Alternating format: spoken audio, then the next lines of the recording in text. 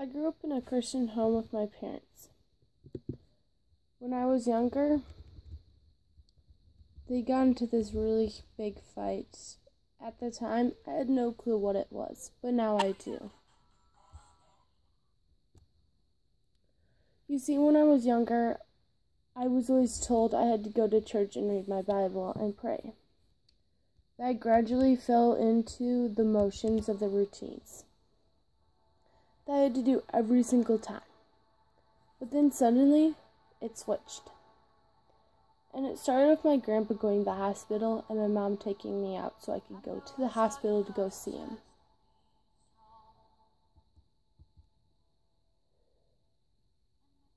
When we got to the hospital, we got to see him before they airlifted him to Sioux Falls. And he was all happy, laughing and joking around with the nurses and things. It seemed like he was fine and he was going to make it out okay. On the same day, we drove to Sioux Falls. And when they got my grandpa there, they immediately started surgery. We got there a while after they had started, and we stayed there for about 2 hours before he finally got out of surgery. But then he got put into ICU, where we had to wait even longer. At one point, my dad had came to pick my brother and I up because we had our last day of school for Thanksgiving break. We did get to see him before we left, and he was still joking and having fun. And that was when I was like, yeah, no big deal. He'll be out of this hospital in no time with a cast, and he'll get better. And the next day we heard he got put into a regular room, and it made things even better for me. But things only got worse from there.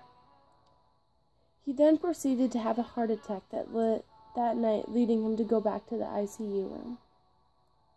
Then Thursday, aka Thanksgiving, we spent the whole day up at the hospital. Towards the end of the day, they were letting people by the two go back and see him. And I felt obligated to go. I wanted to see my papa. And my mom told me I didn't want to see him, but I insisted. And that image of him with tubes shoved down his throat and the pain in his face will always haunt me. I realized that he might not make it out of this hospital anymore. My papa was going to die, and I won't be able to tell him that I love him and that I am going to miss him. I just get to see a glimpse of him and go back to the room. I have always asked myself if I regretted seeing him, but I don't. I was glad I got to see him before he died. But anyways, the next morning at about 2 or 3, I heard my mom down in the hallway crying. And I knew that he was gone. That I was no longer able to make any memories of him again. And that was when that single teardrop slipped my eye. And I forced myself not to cry. Then I heard my parents' door open, and my dad woke us all up and brought us to his parents' house. And they went to what I'm assuming was either the hospital or my mom's parents' house. Towards the later afternoon, my dad came back and brought us to where everyone else sat. When he got there, you could tell that they had been crying for a while. And that was when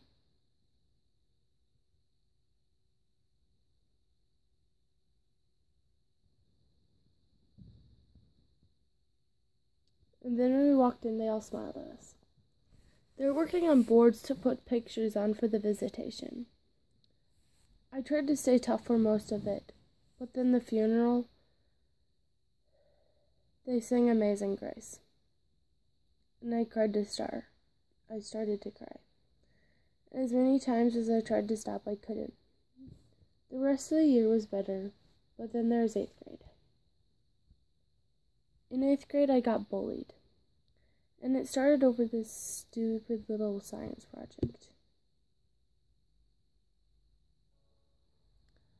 And it slowly got worse as the year went on.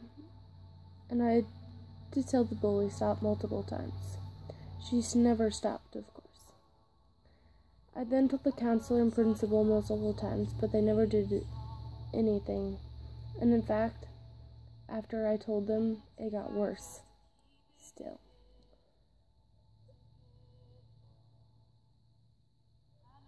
And the bully would always shove her body into my locker, and she got all my friends to turn on me. It was so bad that I thought of suicide, but never thought I could do it. At this point, I was texting one person, Garrett. He talked to me out of doing anything to hurt myself. I then eventually got called to the office and got a shock because I was finally getting noticed for the bullying. But instead of my bully getting in trouble, I did. And I got ISS twice because of her one stop that was in the emails. And the second ISS trip was when I wrote a letter to my friends, and she somehow got a hold of that too. And she showed the principal. During this time, I had started looking through the Bible and came across Psalm 20, verse 1. May the Lord answer you when you are in distress. May the God of Jacob protect you.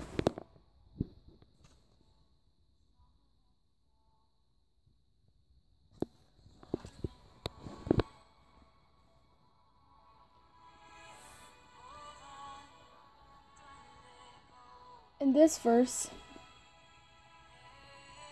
this is a verse that I look back to often. In fact, I looked at it so much that I got a new Bible because my old one was split into two at that verse. Then at the end of 8th grade, I was friends with the same friends that betrayed me. Then my freshman year started like any other. Then as the year went on, me and my friends got into stupid little fights over the most stupidest things ever. There was also this one point I tried to help someone into a relationship with God. I eventually gave up on him because he wasn't trying it and kept trying to date me and all that. Then in March I went through TEC, which stands for Teens Encounter Christ. The main reason I went through was because I wanted to see if I could actually be able to become more outgoing and share stories that I have been through. And it actually did. And I also ran back into the verse Jeremiah 29:11.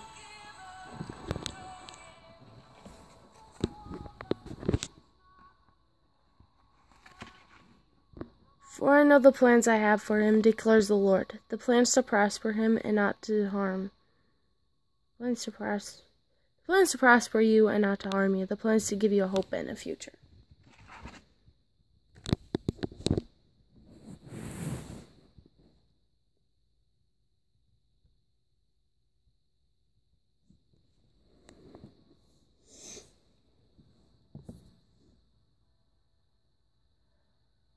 When I got back to school the next week, it really showed. Everyone that I did change. But not much really happened after that. Then my sophomore year, my friends and I had started out the year in a fight. And it would only get worse from there. Because they had started a fight with me then they started accusing me of being a Christian. And I wasn't going to tolerate the things that they were saying. Thinking it was jokes about people in our school. And at one point they started sending me nasty chats on Snapchat and Facebook, accusing me of talking about them when I never did such thing. And so I screenshotted them in case I needed them for a future reference, which I did. Then there was this one point where they started attacking me in class, and I got frustrated and yelled at them. And then I walked out of the room, leaned up against the wall, and a teacher's aide came in that talked to me and asked me if I wanted to tell the principal. I of course said yeah, so we walked there, and I had to wait for 2 periods because he was in with some other students and stuff. Before I got to talk to him, he said he would give them a warning, which he did, and I didn't have to deal with them the rest of the year. Junior year started out quite normal. They did try to kick me out of the cheer squad, but that was about it at the beginning.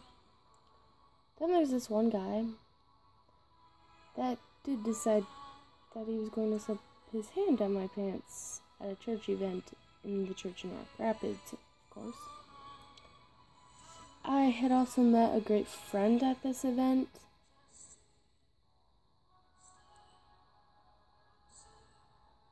This guy, after he did this, tried to act like we were best friends. And I was like, no thank you. And then another girl came out that he was sort of doing the same thing to her, and then he got kicked out. The rest of junior year was pretty normal. Then the summer before senior year, my friend that I made the past year decided to say some things that weren't appreciated and were very mean,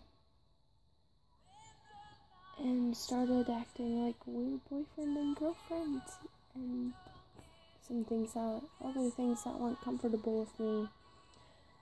And so I kind of distanced myself from him and eventually blocked him from all my other social media. Still get texts once in a while from him. There's some days that I do miss him, but I'm not going to go back to him because I know I need to be stronger.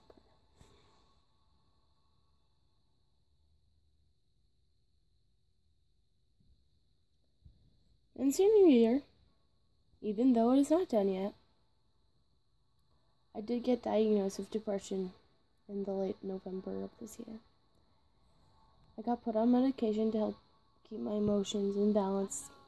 At times I wish I don't have to take the medication at all because I have to deal with people thinking I'm insanely crazy. Normal me anyways, but a little bit heightened.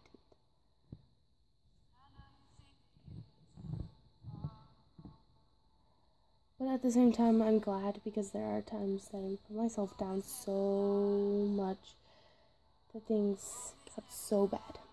In fact, I'd be in depressed states weeks at a time. It was that bad. I would also listen to really, really sad music, and it would trigger it.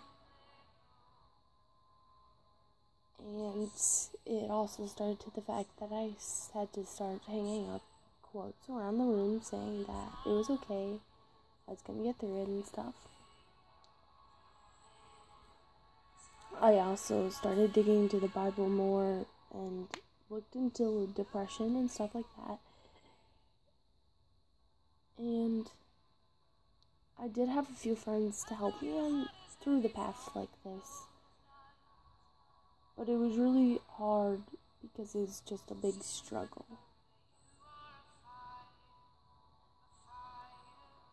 And although I'm not done yet, I've already made mistakes. And, in fact, pretty much everyone in my cheer squad hates me because of something bad I may or may have not done.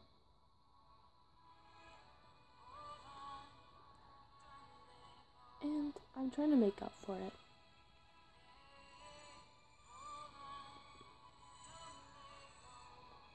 But everyone's calling me a psycho.